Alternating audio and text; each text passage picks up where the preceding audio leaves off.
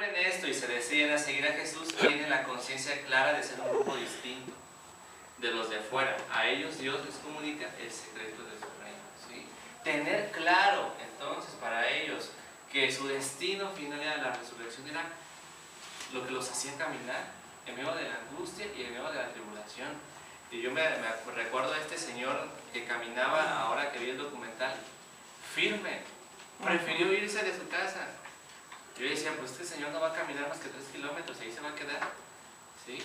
Pero prefirió irse, era firme, y es una persona de ahora, ¿sí? No, ay, es que era en aquel entonces, no, es ahora, y lo podemos ver. Y aquí tenemos pues una cita que es de Marcos 4:12, que dice: a ustedes Dios les permite conocer el secreto de su reino, pero a los de fuera todo les resulta enigmático, ¿sí? Y aquí vemos nosotros también esto que sucede hoy en día, ¿sí? Hay mucha gente que se pregunta, ¿y dónde está el cuerpo de Jesús? ¿Sí?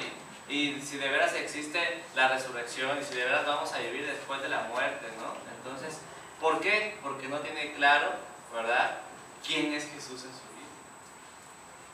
¿Sí? Y al no tenerlo claro, ¿sí?, por eso es que se cierra el mensaje, ¿sí? A eso se refiere el texto, cuando dice: a ustedes Dios les permite conocer el secreto de su reino, pero a los de fuera todo les resulta enigmático. A todos aquellos que de alguna manera están dudando, sí, no, será, no será, ¿sí?, alguien lo inventó, ¿sí? Entonces a ellos todo esto les va a resultar así.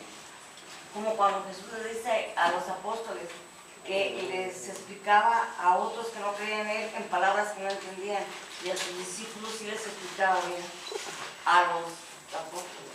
Y aún así no entendían, y no entendieron hasta después de la Pascua. Exacto. No entendían. Este secreto consiste sobre todo en el descubrimiento de la verdadera identidad de Jesús. Y esta es precisamente la tarea a la que se consagra el mismo Jesús en la segunda parte del Evangelio, especialmente en su primera sección. Si ustedes ven aquí arriba, en mis apuntes, ahí dice, el Evangelio de Marcos se divide en 2 partes, y ahí está la división. A ver si le entienden. Parte 1. Parte 1 y parte 2, y ahí están los versículos donde se dividen las partes.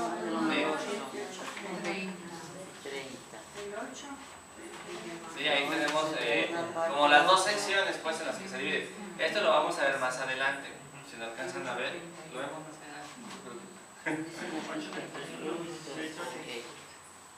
Dice, todo el Evangelio, como tendremos ocasión de ver más adelante, como les digo, tiene como objetivo que los discípulos descubran la verdadera identidad de Jesús y, descubriéndola, aprendan a interpretar la experiencia de rechazo y persecución que viven, ¿sí? ¿Qué buscan? Entonces, ¿cuál es la intención del evangelista? ¿Sí? Que conozcamos a Jesús, ¿sí? Que le reconozcamos, ¿sí? Que le demos un sentido a todo lo que vamos pasando, a todos estos momentos de crisis. Es lo que busca, que le demos el sentido. Estos datos explican la semejanza de Marcos con los escritos de talante apocalíptico y la recuperación del estilo de vida del grupo de Jesús en toda su radicalidad, su llamada que provoca el desarraigo y el seguimiento que lleva consigo una vida itinerante, de modo que poco a poco el grupo de los discípulos se va diferenciando de los de afuera. ¿A qué se refiere con el grupo de los discípulos con el grupo de los de afuera? ¿Sí? Los que no quieren acoger la fe, los que lo siguen cuestionando, ¿sí? Sí o no. Entonces dice, ahí se va distinguiendo y se va haciendo ya sólido el grupo. Lo vamos distinguiendo. Y vamos a ver el cuarto. Bueno, ¿hasta aquí tenemos alguna duda? Muy bien. Una comunidad organizada. ¿Sí? Dice el grupo de los 12 que Jesús empieza a convocar y que luego constituye como un grupo distinto de la gente para que estuvieran con él y para enviarlos a anunciar el mensaje, son luego enviados y tienen con respecto a la gente que sigue a Jesús una función de intermediarios. ¿Sí? Entonces, ¿cuál es la función de los 12? Llevar el Evangelio. Somos intermediarios, ¿verdad? Entre Jesús y ¿quién? Y el pueblo. ¿No? ¿Cuál es la función de los sacerdotes ahora también? Intermediario. Es como el intermediario, ¿sí? Del obispo, del papa. Dice, en los dos relatos de la multiplicación de los panes se pone claramente de manifiesto esta función. Ellos están llamados a continuar la tarea de Jesús, que les dio ejemplo como un buen pastor que alimenta a su pueblo. ¿Sí? Probablemente conocieron la competencia y la lucha por los primeros puestos, como refleja el episodio de los hijos de Zebedeo, pero resolvieron que el criterio definitivo entre ellos era el ejemplo de servicio que les había dejado Jesús. ¿Sí? ¿Qué quiere decir esto? Que en medio de esa comunidad organizada, los mismos discípulos experimentaron el deseo, ¿sí?, de ser los primeros, ¿sí?, de ser el más chido. Sin embargo, ellos descubrieron que tenía que ser a través del servicio. ¿Sí? ¿Sí? Ahí fue donde ellos lo descubrieron. Uno se quería sentar a la derecha de él. Exacto. O los que dicen, hay que hacer que caiga fuego. Hacemos que caiga, como si de veras. ¿Sí? Entonces dice aquí, ¿verdad? Eso, que ellos mismos experimentaron esto de la competencia y de la lucha. Esto mismo lo experimentamos también nosotros ahora. ¿Sí? Y ustedes lo pueden en cualquier ámbito, a veces hasta en un matrimonio, que si el papá es mandilón, o que si la mamá nos deja que la mande, etcétera, etcétera. Ahí uno experimentamos el deseo de competencia, de lucha. ¿Sí? ¿Y qué dice aquí? Que ellos más adelante, ¿qué pasó? Comprendieron, ¿sí?, que hay que ponerse de acuerdo y estar al servicio. ¿Sí? Estos deseos de lucha los seguimos experimentando, ¿sí?, donde sea, en cualquier lugar. En los grupos de pastoral también. Ándele, usted lo acaba de decir claramente. En la misma jerarquía eclesiástica. Exactamente, ¿sí? ¿Por qué? Porque a veces no se comprende, ¿verdad?, que estamos para servir.